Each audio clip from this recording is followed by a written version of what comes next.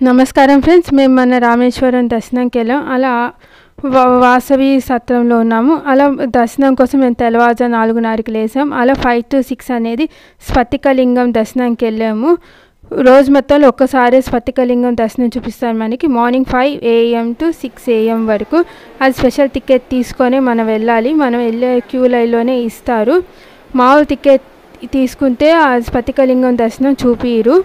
అలాగే గుడి లోపల వీడియో తీయొద్దు, జస్ట్ క్యూలో ఉన్న వరకు మనం తీయొచ్చు. అందువల్ల నేను ఆ 1000 పిల్లర్స్లో ఒక పిల్లర్ని ఎంత నీట్గా చూడండి ఫ్రెండ్స్, ఎంత నీట్గా చెక్కున్నారు. అప్పుడు రోజుల్లో ఆ 20th century అయిపోయింది కాబట్టి ఎంత నీట్గా ఉందో. అలాగే గోమాత, అట్లా లక్ష్మీదేవి వాహనం, ఏనుగుని, అలా నెమలి పింఛం ఎంత నీట్గా పెయింట్ చేశారో. పైన అంతా 1000 పిల్లర్స్ ఉన్నాయి అంటారు కదా గుడిలో. అలా 22 బావులు కానీ స్నానం చేసుకున్నాం. అక్కడ మేము ఫోన్ తీసుకోవెళ్ళలేదు కాబట్టి చాలా నీట్గా ఉంది. కానీ సమ్మర్ హాలిడేస్లో అయితే భలే క్యూ ఉంటుంది. ప్రతి దగ్గర మనకు 1/2 hour టైం పడుతుంది.